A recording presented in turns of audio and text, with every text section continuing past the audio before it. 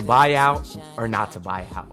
That is the question, and that is also the stupidest intro I could have ever did because I hate Shakespeare. I remember learning Shakespeare back in high school and sitting there thinking, why the hell am I learning this? This is not even English. I mean, it might be like the OG English, but that's irrelevant. We ain't talk like that no more. It was stupid. I ain't understand it. The only reason I guess I did like Shakespeare is whenever we watched the original Romeo and Juliet. I mean, y'all know Juliet was kind of bad. I ain't even gonna lie to you. But anyways, welcome back to the Believe in Miami Heat podcast, brought to you by the Believe Network. As always, I am your host, Anthony DiNardo. And to be honest with you, I've been dreading making this podcast. This is going to be a buyout-related podcast. By the way, we are recording the video version again today. So if you listening on the audio side, y'all can also check out the YouTube version on my channel at Anthony DiNardo. Just search that. It'll go ahead and come on up. And if you're watching the video version, we on all the podcast platforms too, Apple, Spotify, so y'all can check it out. It will all be in the description as well. But it's a buyout episode. Dreading making it because, quite frankly, I find it very boring. The buyout market essentially is scraps. You're basically picking up all the scraps that all these other teams did not want. And usually it doesn't really work out. Sometimes you find a guy where if you're a championship team, the buyout guy could be that last piece. Kind of like when the Heat added Joe Johnson back in, 16 or 17? No, probably was even 15, to be honest. Joe Johnson, he had a good regular season, kind of flamed out in the playoffs, but he was fine. Obviously, it wasn't enough to put them over the edge or anything like that. But I was dreading making this video. I think it's boring. We've already talked about the same 7 guys so many times. That's kind of all Twitter's been talking about since we did nothing at the trade deadline. And this is kind of the only thing left to not even save our season, but just make it interesting. But I had to pull out the camera and the microphone because 30 minutes ago, Shams Charania tweeted out, the Miami Heat have emerged as leaders to sign 5-time All-Star Kevin Love after he completes a buyout. The buyout's not yet done, so hopefully they don't back out on that, and he does decide he wants to buy out. And then he basically says, interested teams believe Miami's ability to offer a defined role and playoff positioning are leading factors. And also now I see that idiot Bill Simmons quote tweeted that and said, if this happens, it's an idiotic move by Cleveland. He knows Love fell off for the Cavs, but he could see Miami quickly turning him into a 50, 40, 80 guy. Why risk going against that in the playoffs? Bill Simmons, you're an idiot. You don't know basketball. You wrote a book of basketball, and you don't know the game. You are a Boston Celtics D writer. I think I'm allowed to say that. They haven't told me no rules on here. You are a Boston Celtics homer. That's all you ever care about. I remember you crying back 10 years ago, oh, Paul Pierce better than Dwayne Wade, the Miami Heat cheaters, flop. Man, shut up. You don't know the game of basketball, Bill Simmons. He is easily one of the most annoying people in this basketball media realm. He's terrible. I'm sure Celtics fans love him, but being that I hate the Celtics, I find him quite awful, to be honest. But Kevin Love is a guy that actually, the last time we discussed buyouts, I did not talk about him because there was a rumor saying that he was not going to accept the buyout. Obviously, things have changed. And if he was, like back, we discussed, the list of like 10 guys, and I gave my opinion of the top guys I want. If he was on that list at that time, I would have picked Kevin Love number 1. Now, we all understand Kevin Love isn't what he used to be. I got his numbers up right here. He's currently shooting 35% from 3, which is a little down from his career average of 37%. But I kind of hope that 35% from 3 is just a part of the situation of he's in a very small role, and maybe it's a little hard for him to get his rhythm. So hopefully if he was to come to Miami and get a big role, his numbers will go back up a little bit. But because he's only playing 20 minutes a night with Cleveland, and he's putting up 8.5 points, but still 7 rebounds. So 7 rebounds in 20 minutes a night is actually still quite impressive, and still shows that he is still one of the better rebounders in the league, which is exactly what Miami needs. At that 4 spot, something in my opinion that the Miami Heat need is rebounding and shooting. Of course, Caleb Martin has played that spot all year, and he's honestly done as good a job as anyone could have expected for a 6'4" guy who is not a power forward. He's been fine. He's just playing out of position. Ideally, I would also like a guy at the 4 spot that is a very good switchable defender, which Kevin Love is obviously not. I've heard people say it's a effort thing with Love. I hope that maybe if he comes to Miami, they can kind of instill some of that culture in him. I know people hate when they just say, oh, culture is going to fix everything. I don't know. I understand Love's an older guy. He already won a championship. So it's quite possible he will be just a bad defender for the rest of his career. But the Heat have other guys in the starting lineup like Jimmy and Bam that can make up for that. I think putting a guy in Love that at the very least could stretch the floor and rebound, I think that would be a decent improvement for the Heat. I was going to say major improvement, but you're in the buyout market. Like I said, it's scraps. There is no major improvement that's out there to be had.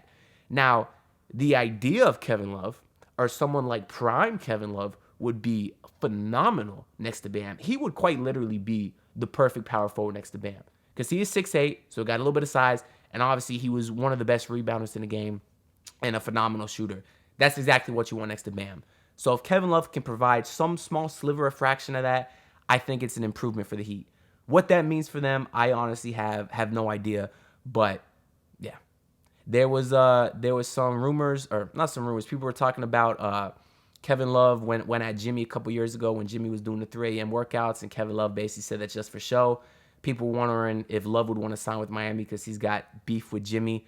I don't think so. I think that's irrelevant. And quite frankly, I agree with Kevin Love. I think the 3 a.m. workouts are just for show. Because let me talk about that with Jimmy real quick. Jimmy, if you waking up at 3 a.m. to work out, but then you're going to bed at 7 p.m., because that's what you were saying. You were saying, you don't stay out late. Are you really getting more work than anybody else? You're not. You're just waking up early and going to bed earlier. You're still putting in the same amount of work as everyone else. You're just doing it at a weird time, which I always did kind of find to be just for show. But anyways, obviously I'm not hating on Jimmy for that. It is what it is.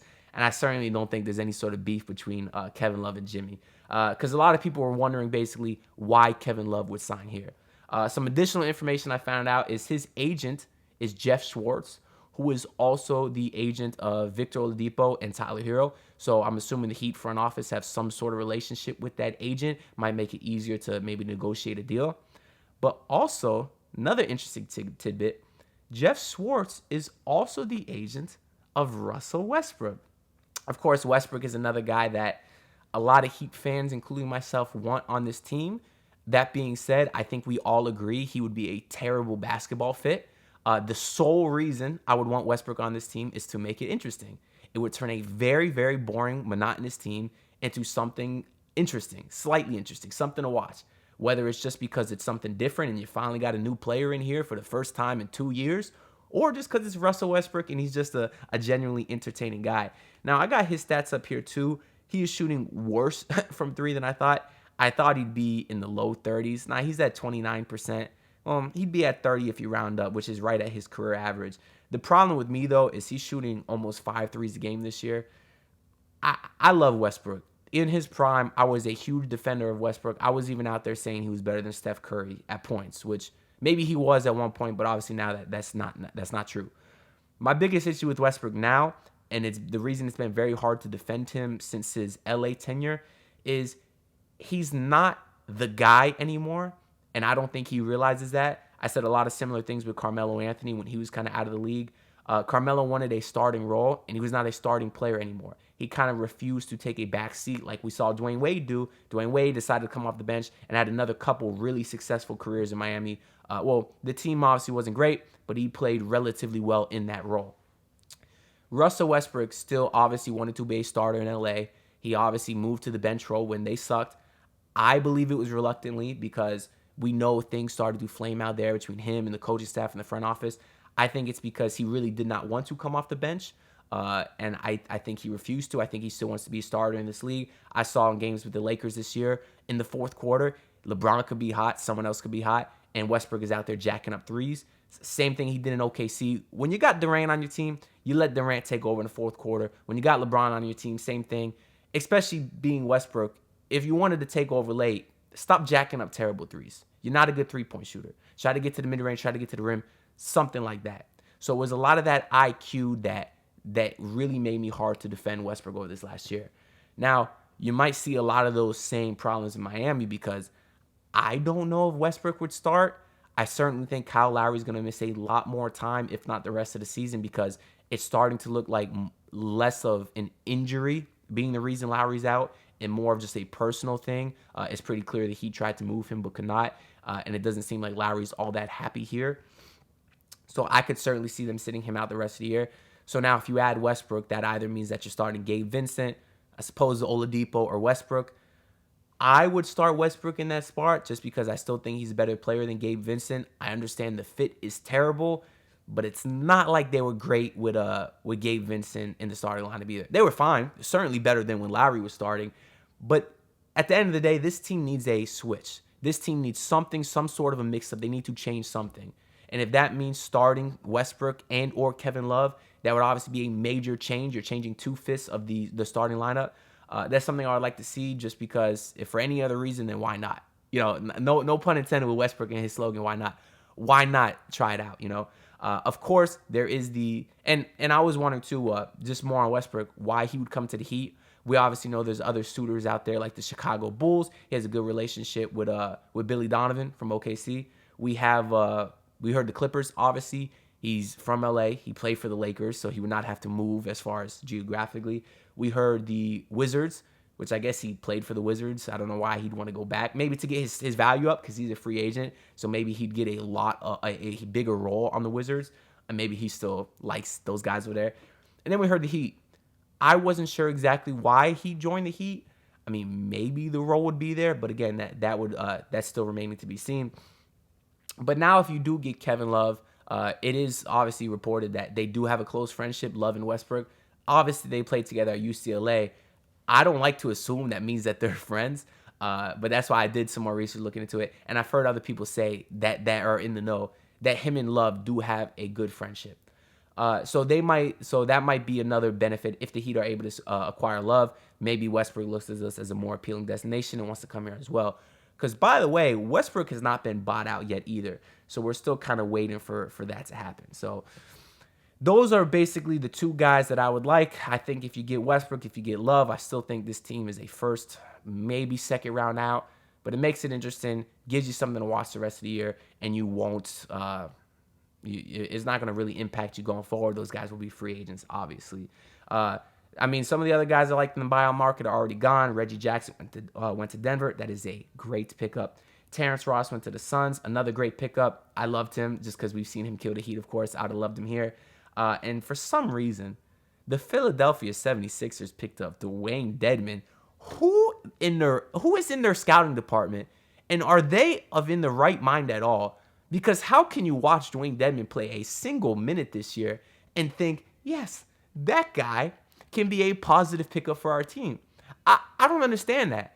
I don't understand how these teams can possibly see this and pick up these guys. It reminds me of when the Dolphins fired Adam Gase, and right away, the New York Jets picked him up to be a head coach. How could you watch Adam Gase for 2 seconds and say, I want this guy to be a part of my team? That's why the Jets are a trash organization. That's why the 76ers are a trash organization, and they'll never win. They'll never win anything. Some other names that are still out there on the buyout market, whether they were bought out yet or need to be. We've heard Pat Bev. He's basically another Gabe Vincent, probably not as good at this point, but I think he'd be fine, I suppose. Ibaka, another guy we've heard a lot. He was the guy I wanted before Kevin Love was rumored to be bought out, just because, similar with Love, the idea of Ibaka and or prime Ibaka would be perfect next to Bam. Great interior shot blocking, something the Heat don't have, and a guy that can stretch the floor a little bit. Obviously not as good as Love, but he's a guy that will still take a few threes a game, which is the main thing you want next to Bam, all right? Not that Caleb Martin is a bad shooter. I think Caleb Martin has certainly been, above average shooting this year and last year compared to what people expect. He obviously fixed his form in the offseason. It looks a lot more smooth, but you obviously have a whole lot of other problems with Caleb Martin as far as size that I don't think outweigh the benefit of his shooting. So Ibaka would have been perfect. My biggest concern with him is he wasn't playing for a reason. I also think he would have been perfect on the Milwaukee Bucks, but he was almost never playing. So that, to me, kind of tells me that he's probably nowhere close to as good as how he used to be. I understand you're not going to get prime Ibaka, but the fact that he wasn't even playing tells me he probably dropped off too far to be any sort of a significant player. But if they don't get Kevin Love, I suppose I still kick the tires on Ibaka because maybe he could stretch the floor and play some solid interior defense. Another guy out there, Nerlens Noel, same reasons as Ibaka. Obviously, Noel was a high draft pick, so he certainly had a lot of talent at one point, but never really panned out in the league. But he had an okay stint with like OKC and Denver. Similar to Ibaka, not the floor spacer, but can provide some interior presence and size, something that he don't have. Then a couple other point guards out there. I've heard John Wall and Derrick Rose. Again, similar guys, not great shooter guys, guys that were once good players. Obviously, John Wall is not as good as Derrick Rose. I understand the difference there, but they'd be another guy that could just play guard for this team because without Lowry, with Duncan sucking, your guard with Tyler always getting hurt, your guard rotation is not great. But you got the same problems with those guys as you do Westbrook. They're not great shooting. They're not great shooters. And this team is so bad at shooting. That's the difference between last year's Heat team and this year's Heat team. We saw Jimmy Butler coast for games last year, not try certain games, and I looked at it as conserving his body for the playoffs, which is the right move. And they were making so many shots from all the other guys, Strus and Gabe and those guys, they were able to be successful going into the playoffs. This year, Jimmy's doing the same thing. He's been fine when he's played. He has these games where he looks like he doesn't try, which I get it again. He's saving his body for the playoffs, but they are in the play-in as we speak. They're the 7th seed when they lost to the Brooklyn Nets. The Knicks won, and obviously the Nets won, so the Heat fell all the way to 7. They're too close to that play-in game. I'd really like to start seeing Jimmy try every game because he doesn't have the luxury of coasting like he did last year, but that's a complete another point. We talked about it before. That's not the point of this episode. The point of the episode was shooting. You also now have Victor Oladipo with a bigger role this year than last year because he obviously didn't play most of last year, and he can't shoot. So when you got Depot, you got Jimmy, you got Bam, 3 guys that are not shooting threes, where are you going to put a Westbrook? Where are you going to put a John Wall? Where are you going to put a Derrick Rose? If you start Westbrook, he's playing with Jimmy and Bam, that's terrible spacing. If you put him off the bench, he's coming with Oladipo, that's terrible spacing. And it's not even like you can fix that with guys like Duncan Robinson or Max Strus because they're not hitting shots either. Duncan Robinson finally came back versus the Nets. He shot 2 of 7 from 3. One of them was an air ball, so I don't even know if it counts. It might have been a pass. He's terrible. He's terrible. There's some more impact of the other Robinson. I like to call the good Robinson, Orlando. He has obviously been a fine backup big this year. A lot of this buyout stuff relates to him as well because the Heat have 2 open roster spots. I could have easily seen them just pick up one guy from the buyout market and using that second spot to convert Orlando Robinson to a full standard deal because he only has a limited number of games left this regular season. But even Orlando Robinson has kind of slowed down from how he started. And I think at this point, Kevin Love is probably a better player than Orlando Robinson. So I think Orlando Robinson will finish out the 2-way deal and maybe they'll work out something in the offseason to get him back on a cheap deal, similar to how they did Hayward Highsmith, which was another stupid move because he sucks too. Anyways, another reason Orlando Robinson probably won't get that last guaranteed spot is you will have Omer Yurtseven back at some point, hopefully soon after the All-Star break. Omer Yurtseven, he provides size and rebounding for sure. Everything else kind of sucks at the moment. Obviously, he spaced a lot in the Summer League, but he didn't show that last year. If he can space, that might be fine. I've heard guys, I forget if it was like Will Manso or Jason Jackson. I think it was Jason Jackson, actually. He said that he thought the Heat were actually, their plan was to start Omer Yurtseven next to Bam. And we did see that in the preseason, which is obviously where Spo wants to practice his rotations. So I believe him.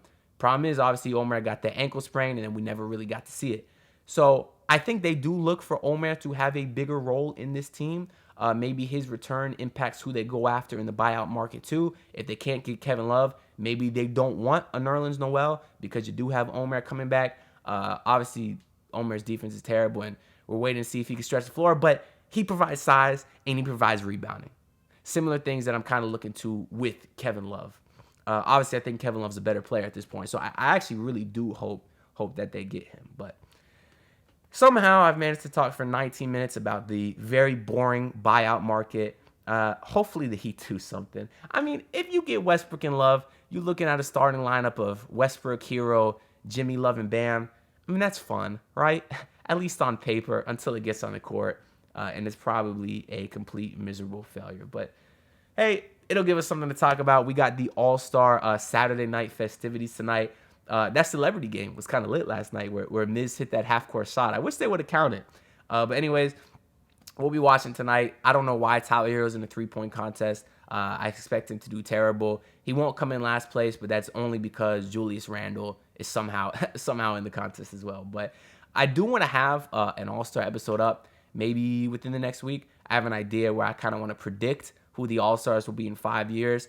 So that might just be kind of like a fun, different pod we do while the Heat got this nice 9-day or so break until we get some more stuff to talk about here as well. But we'll see what happens. I appreciate y'all for tuning in. If you enjoyed the video, leave a like. If you didn't enjoy the video, dislike. I don't care. What I'm going to do about it? And if you're listening on the podcast side as well, give it 5 stars, whatever you feel. I just appreciate y'all tuning in. If you got to this point of the episode and didn't like, that's kind of crazy though. So I'm going to assume you did like, but feel free to tweet me on Twitter too, at AnthonyD_Heat, and share your thoughts with me as well. Tell me who you want in the buyout market. But other than that, I'll see y'all next time. Look, pull up in the city tryna get that dead face. Do it on my own, I don't need no dead weight. Had to kill him off, yeah, I need a head space. You know this homegrown bitch don't offend me.